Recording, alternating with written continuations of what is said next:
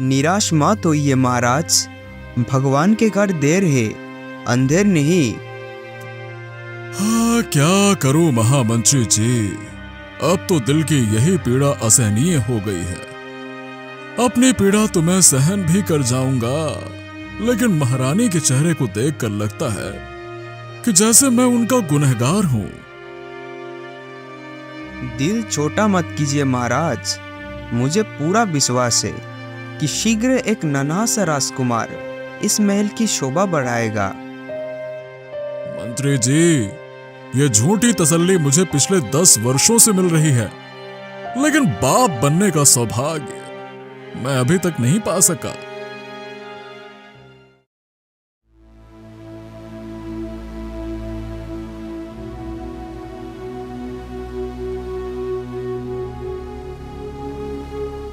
हमारे शादी को हुए 12 वर्ष बीत चुके हैं। अब तो दासी भी मुझे शक की निगाहों से देखती है और ये समझती है कि मैं शायद कभी माँ बन ही नहीं सकती।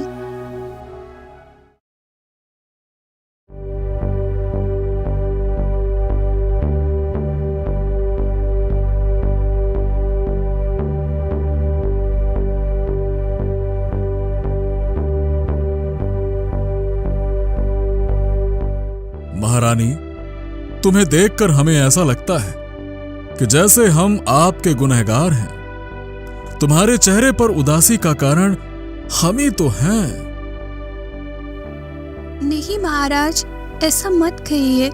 महाराज, अगर आप चाहते कि मैं खुश नजर आऊं तो आपको मुझे एक वचन देना होगा।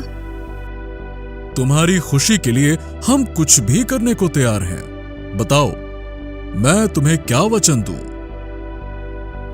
महाराज, मैं चाहती हूँ कि आप दूसरा विवाह कर लीजिए। महारानी, ये आप क्या कह रही हैं? ये भला कैसे संभव है? मैं ठीक कहती हूँ महाराज, ये बहुत जरूरी है कि इस राज्य के लिए एक वारिस और मुझे खेलने के लिए एक खिलौना चाहिए, और वो खिलौना मुझे आपकी दूसरी पत्नी से ही मिल सकता है महाराज। नहीं, मैं ऐसा हरगिज नहीं कर सकता। मैं दूसरा विवाह नहीं करूंगा, चाहे मुझे हमेशा के लिए ही क्यों ना पुत्र रत्न से वंचित रहना पड़े। अभी उनकी बातें चल ही रही थी कि कक्ष में महामंत्री प्रवेश करते हैं और बोलते हैं, महाराज की जय हो। कहिए महामंत्री जी, कैसे आना हुआ? आपके लिए खुशखबरी लाया हूँ महाराज। खुशखबरी? कैसी खुशखबरी महामंत्री? महाराज, मुझे जानने को मिला है कि दक्षिण के जंगलों में एक महर्षि आए हैं। पता चला है कि वे महर्षि बहुत पहुंचे हुए हैं। अगर महाराज स्वयं वहां जाकर महर्षि को अपना दुख सुनाए तो मुझे पूरा विश्वास है कि वो आपका दुख अवश्य ही दूर कर देंगे।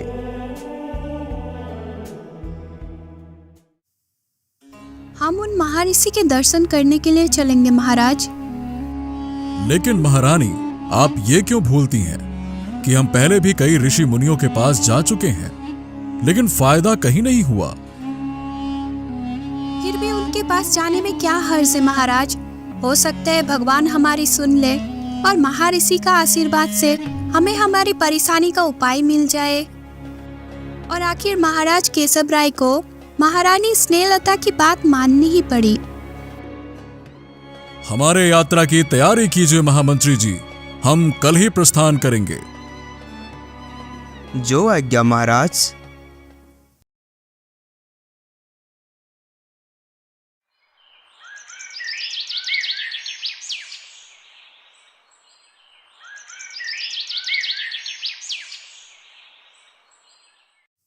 और अगले ही दिन महाराज केशव राय महारानी के साथ दक्षिण के जंगलों की तरफ रवाना हो गए। सारा दिन के सफर के पश्चात वो शाम को महर्षि देवराज की कुटिया पर पहुंचे।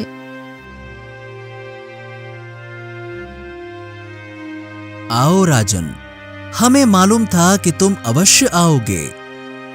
ओ, महर्षि को पहले ही कैसे पता चल गया कि हम आ रहे हैं? अंदर चले आओ राजा केशव राय, आ जाओ। ओ, वो तो हमारा नाम भी जानते हैं।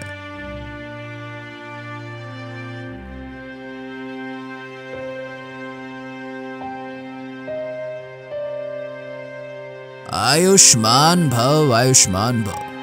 हम जानते हैं राजन कि तुम कौन सा दुखड़ा लेकर आए हो।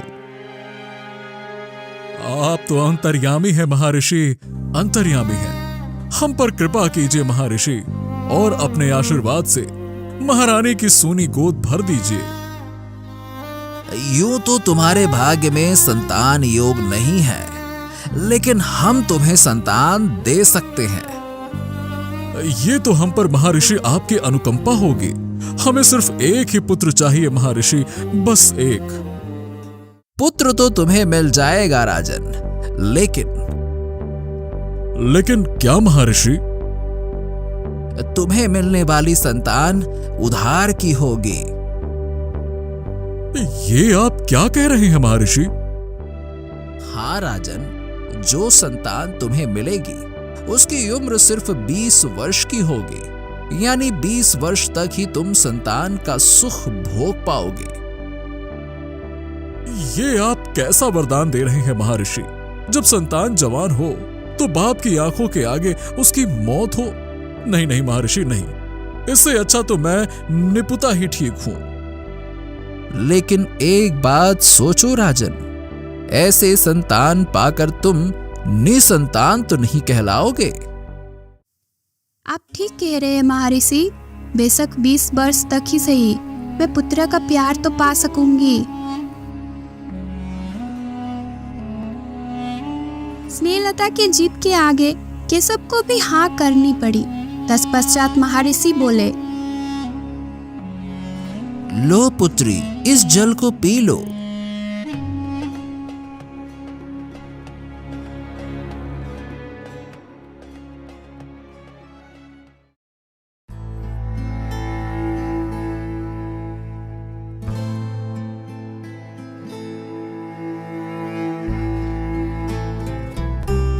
वक्त के मुताबिक महारानी गर्भावस्था को प्राप्त हुई।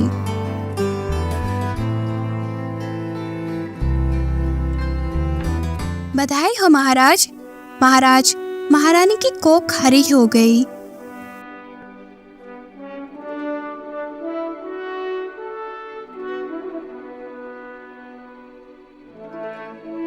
हे भगवान, समझ नहीं आ रहा कि बाप बनने की खुशी मनाऊं या पुत्र की मौत का शोक, जो कि 20 वर्ष बाद ही मर जाएगा। लेकिन महारानी स्नेहलता जैसे महर्षि देवराज की बात को भूल गई थी, तभी तो वो खुशी से फूले नहीं समा रही थी। आज कितनी खुशी का दिन है भगवान कि मेरे कोख में मेरा बच्चा पल रहा है।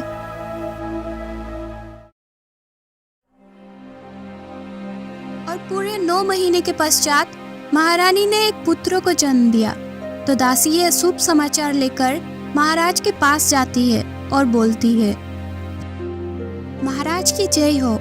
महाराज, हमारे राज्य का राजकुमार आया है। महारानी कैसी है दासी? महारानी बिल्कुल स्वस्थ है महाराज। हे भगवान, तेरा लाख लाख शुक्र है। जन्म के साथ साथ राजकुमार का नामकरण किया गया और राजकुमार का नाम विजय सिंह रखा गया। वक्त के साथ राजकुमार विजय सिंह बड़े होने लगे और जब राजकुमार विजय सिंह 7 वर्ष का हुआ तो महाराज केशव ने उसकी शिक्षा के लिए उसे गुरुकुल भेज दिया।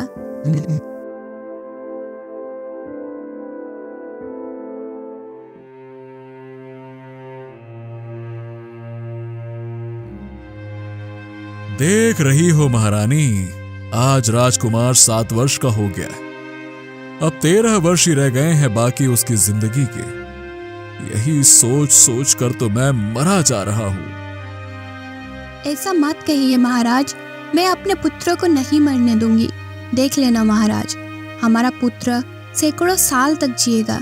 ये एक माँ बोल रही है कि वे यथार्थ को भी जानते थे कि ऐसा नहीं होगा।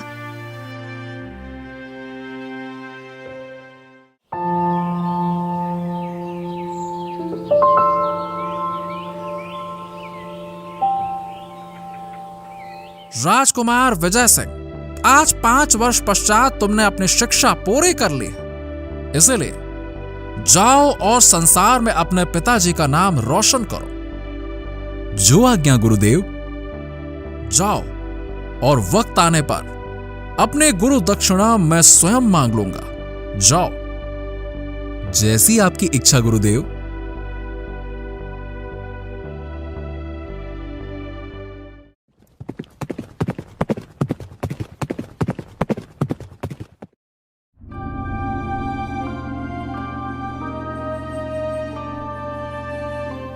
क्या मेरा लाल आ गया? मेरा मेरा बेटा आ गया।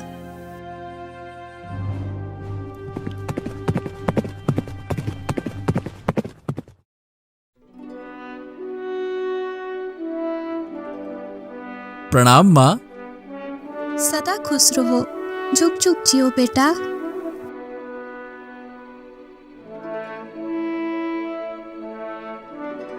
प्रणाम पिताजी। हे भगवान, मैं इसे क्या आशीर्वाद दूं? मेरे बेटे को हमेशा खुश रखो भगवान, हमेशा खुश रखो। पिताश्री, मैंने अपनी शिक्षा पूरी कर ली है, इसीलिए मैं चाहता हूं कि आसपास के तमाम राज्यों और राजाओं को जीतकर आपके कदमों में डाल दूं। लेकिन बेटे, अभी तुम बच्चे हो। योद्धा कभी बच्चे नहीं हुआ करते पिताश्री।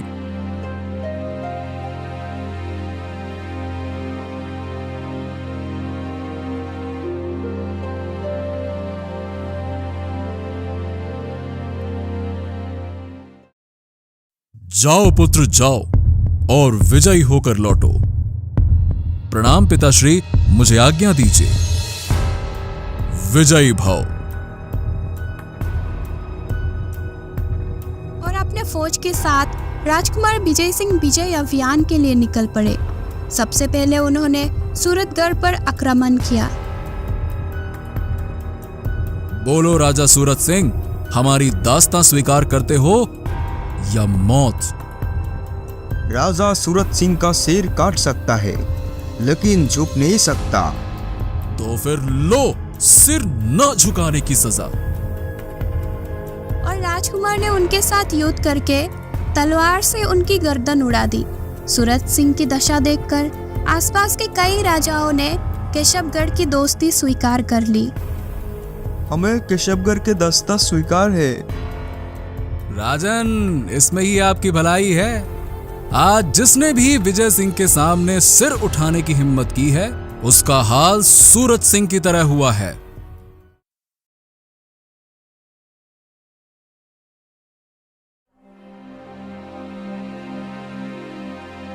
प्रणाम पिताश्री, प्रणाम।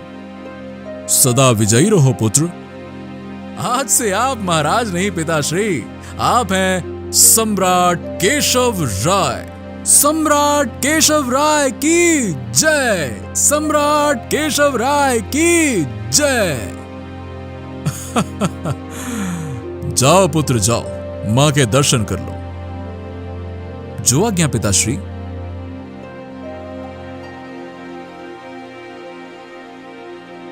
झुक झुक जियो बेटा। अब मैं अपने पुत्र को अपने आंखों से उज्जवल नहीं होने दूंगी। और विजय महल में ही रहकर अपने पिता के कार्यों में हाथ बटाने लगा। और वक्त बीतने के साथ साथ राजकुमार विजय सिंह 18 वर्ष के हो गए। कुछ दिन बाद महाराज की जय हो। कहो सूर्यकांत, क्या कहना चाहते हो? महाराज, राजकुमार के गुरु कृपानाथ पधारे हैं। ओह, तो तुम जाओ और गुरुदेव को आदर सहित अतिथि गृह में ले आओ। हम अभी आते हैं। और कुछ देर बाद सम्राट केशव राय ने अतिथि गृह में प्रवेश किया। आज हम अपने शस्त्र से अपने गुरु दक्षिणा मांगने आए हैं सम्राट। आज्ञा करें गुरुदेव।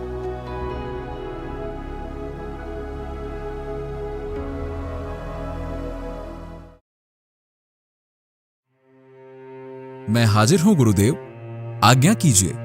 मैं अपनी जान देकर भी आपको गुरु दक्षिणा दूंगा। लेकिन दक्षिणा लेने से पहले हम तुमसे वचन चाहेंगे विजय सिंह।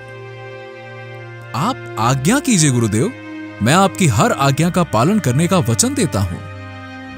विजय सिंह, मेरी एक ही पुत्री है सुनीता, और वो विवाह योग्य हो गई है। इसलिए मैं चाहता हूं कि तुम सुनीता को पत्नी के रूप में स्वीकार करो और मुझे इस बोझ से मुक्ति दिला दो। लेकिन गुरुदेव, ये कैसे हो सकता है? क्यों नहीं हो सकता? सुनीता सुंदर और सुशील लड़की है, वो हर तरह से तुम्हारे योग्य है, तो फिर क्यों नहीं हो सकता? क्या समस्या है, बताओ। मेरे कहने का यह मतलब नहीं है गुरुदेव, मैं तो। विजय सिंह, बहाने बनाने की जरूरत नहीं है, साफ साफ कहो, क्या कहना चाहते हो तुम? आप मेरी बात का बुरा मत मानिए गुरुदेव, मैं आपकी बेटी से शादी नहीं कर सकता। तुम अपने वचन से फिर रहे हो विजय सिंह? ये बात नहीं है गुरुदेव। दरअसल अगर मैं आपकी बेटी से शादी कर लूंगा तो कुछ दिन पश्चात वो विधवा हो जाएगी। यह क्या कह रहे हो तुम विजय सिंह? ये क्या विजय सिंह अपनी उम्र के बारे में जानता है? इसे किसने बताया होगा? जी हां गुरुदेव, पृथ्वी पर मेरी आयु सिर्फ 2 वर्षों की रह गई है और फिर उसके पश्चात मैं वापस चला जाऊंगा। कहां चले जाओगे तुम? इसके लिए मुझे आपको पूरी बात बतानी पड़ेगी। दरअसल मैं मनुष्य नहीं हूं, बल्कि महिदेव हूं।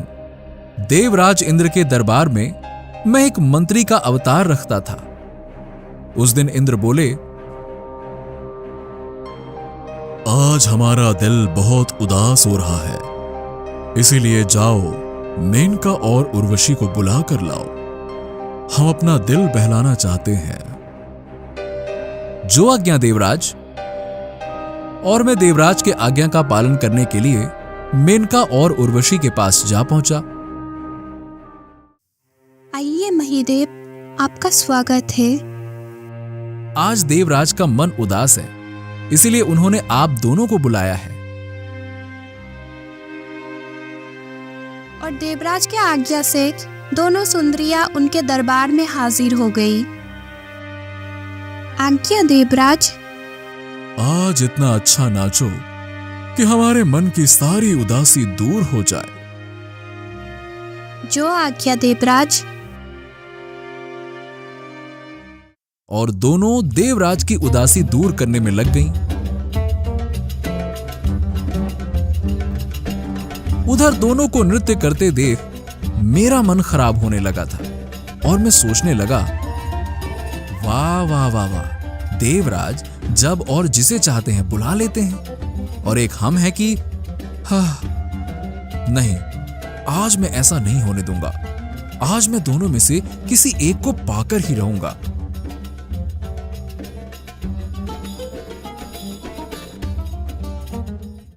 और नृत्य के पश्चात देवराज ने मुझे मेनका और उर्वशी को वापस छोड़कर आने का हुक्म दिया और मैं उन्हें छोड़ने के लिए उनके साथ चल पड़ा। बस यही मौका है, इससे अच्छा मौका और कभी नहीं मिलेगा। बस, और मैंने तुरंत ही उर्वशी का हाथ पकड़ लिया। महिदेव, ये क्या कर रहे हो आप? आज तो तुम्हें मेरा बनना ही पड़ेगा प्रिय। जानते हो ऐसा करने की तुम्हें क्या सजा मिल सकता है? आज मुझे कोई भी सजा तुम्हें पाने से नहीं रोक सकती। मैं अभी जाकर देवराज को सूचित करती हूँ।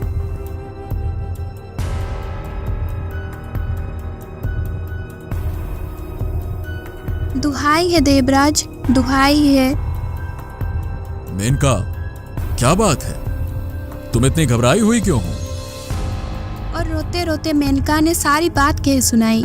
बात सुनकर देवराज को क्रोध आ गया और उन्होंने कहा, उस उद्दंड की इतनी हिम्मत! आज हम उसे उसके किए की सजा देंगे। जाओ, जाकर महिदेव को बंदी बनाकर हमारे सामने लेकर आओ।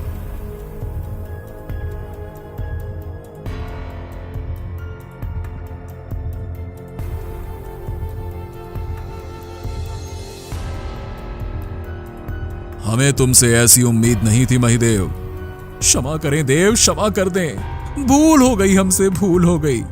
नहीं, जो नीच कृत्य तुमने किया है वो क्षमा योग्य नहीं है। इसलिए जाओ, हम तुम्हें श्राप देते हैं कि तुम 20 वर्ष मृत्युलोक में गुजार कर आओ। जाओ। नहीं नहीं प्रभु, नहीं, इतनी कड़ी सजा मत दीजिए, रहम कीजिए मुझ पर, रहम कीजिए। लेकिन देवराज को मुझ पर जरा भी दया नहीं आई और मैं मृत्युलोक में आ गया और सोचने लगा, अरे कैसे काटूंगा मैं 20 वर्ष इस मृत्युलोक में। और जब मुझे महर्षि देव जी के दर्शन हुए तो वो बोले, मैं तुम्हें पहचान गया महिदेव। प्रणाम महर्षि। और महर्षि देवरस के पूछने पर मैंने उन्हें सारी बात बता दी। तत्पश्चात मैंने कहा, अब आप ही बताइए महर्षि, मृत्युलोक में 20 वर्ष कैसे गुजारूंगा मैं? अगर तुम चाहो तो तुम्हें पता भी नहीं चलेगा और 20 वर्ष तुम्हारे गुजर भी जाएंगे। बोलो। सच में? पर वो कैसे होगा महर्षि? और महर्षि की आज्ञा अनुसार मैंने आपके घर में जन्म लिया।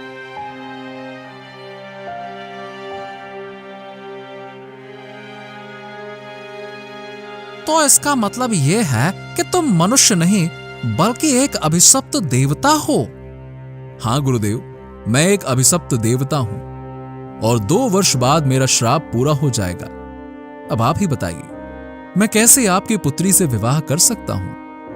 बताइए। हां, तुम ठीक कह रहे हो पुत्र। ऐसी हालत में तुम मेरी पुत्री से विवाह भला कैसे कर सकते हो?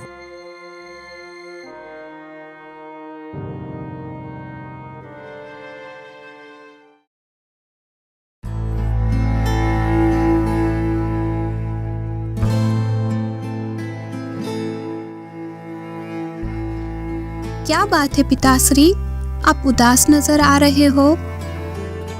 राजकुमार विजय सिंह से तुम्हारी शादी नहीं हो सकती पुत्री। क्यों? क्या उन्होंने इनकार कर दिया? नहीं, ऐसी बात नहीं है। राजकुमार मनुष्य नहीं बल्कि देवता हैं। बेशक 2 वर्ष के लिए ही सही, पर मैं राजकुमार विजय सिंह की पत्नी बनने का गौरव हासिल करूंगी। ये क्या कह रही हो पुत्री? ये जानते हुए भी कि विजय सिंह 2 वर्ष पश्चात चला जाएगा, तुम उसकी पत्नी बनने की बात कह रही हो? मैं ठीक कह रही हूँ पिताश्री, आप ये संदेश उन्हें भिजवा दीजिए। ठीक है पुत्री, अगर तुम यही चाहती हो तो यही सही। मैं सुबह ही सम्राट केशव राय से बात करूंगा। और राजकुमार विजय सिंह को आखिर सुनीता की जीत के आगे झुकना ही पड़ा। अगले पूर्णिमा को ही दोनों की शादी हो गई। विवाह के अगले दिन महारानी बोली, बहू, ये तुमने क्या किया? सब कुछ जानते हुए भी तुमने जानबूझकर मेरे बेटे से शादी कर ली। आप चिंता मत कीजिए रानी माँ। एक सावित्री थी जिसने यमराज से अपने पति को मुक्त करवाया था। अब आप देखना कि मेरे पति स्वर्ग लोक के सारे सुख भूलकर यही रहने की ठान लेंगे। भगवान करे तुम्हारी वाणी सत्य हो बहू।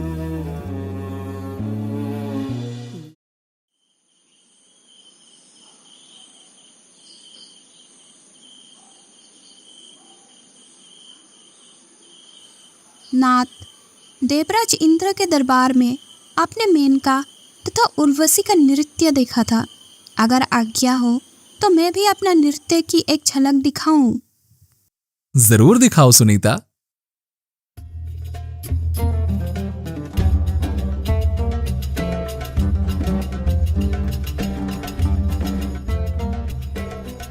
अरे वाह, तुम तो उर्वशी और मेनका से भी सुंदर नृत्य करती हो सुनीता। क्या बात है, अति उत्तम। काफी देर तक नृत्य करने के पश्चात जब सुनीता थक गई तो राजकुमार बोला, बस प्रिय, बस बस बस, आराम कर लो, बहुत थक गई होगी।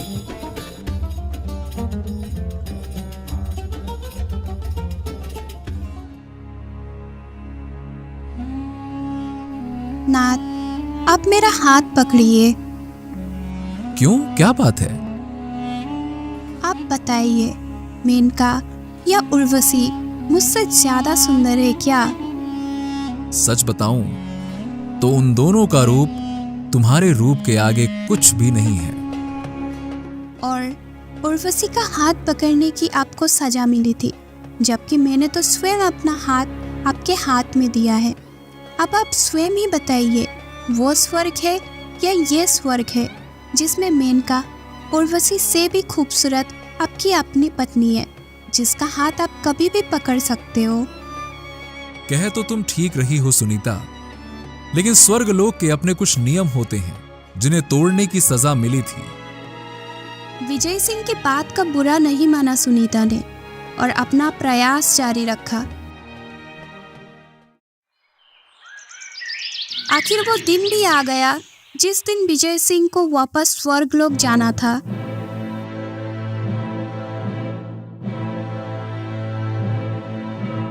आज आखिर वो दिन आ गया जब मैं श्राप मुक्त हो जाऊंगा। इधर इंद्रलोक में इंद्र बोले, आज महिदेव को लेने हम खुद जाएंगे। बहुत लंबी सजा काटी है उन्होंने। और देवराज इंद्र स्वयं पृथ्वी लोक की तरफ चल पड़े। उधर नीचे महल के बाहर विजय सिंह के साथ साथ उनकी पत्नी सुनीता, सम्राट केशव राय तथा महारानी स्नेहलता खड़ी थी। मुझे पूरा विश्वास है कि देवराज इंद्र स्वयं मुझे लेने के लिए आएंगे। मत जा बेटा, हमें छोड़कर मत जा। हाँ, हम जरूर जाइए, लेकिन एक बात सोच लीजिए कि अगर फिर वहाँ आपने कोई दुष्टता की तो पुनः आपको श्राप मिल जाएगा। वहाँ आप किसी का हाथ नहीं पकड़ सकते, जबकि यहाँ आपकी एक पत्नी है। वहाँ आपके ऊपर एक राजा है और उसके बनाए कानून के अनुसार आपको चलना होगा, जबकि यहाँ आप स्वयं एक राजा है और अपना कानून स्वयं बनाते हैं। इसीलिए नाथ, आप खुद सोचिए कि स्वर्ग पड़ा हुआ या ये मृत्यु लोक। स्वामी, इस स्वर्ग को छोड़कर मत जाइए। जरा सोचिए, रानी माँ पर क्या गुजरेगी, पिताजी महाराज का क्या हाल होगा।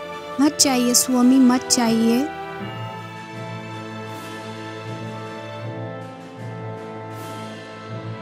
ओह, देवराज मुझे लेने आ पहुंचे हैं।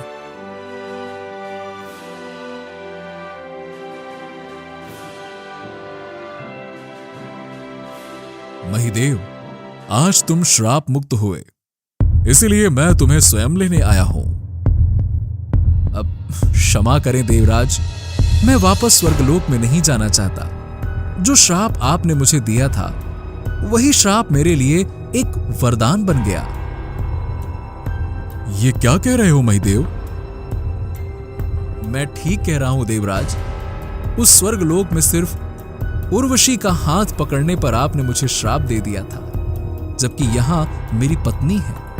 आप इंद्रलोक के राजा हैं, जबकि मैं स्वयं यहां का राजा हूं। इस हिसाब से तो ये मृत्युलोक उस स्वर्ग से कई गुना अच्छा है।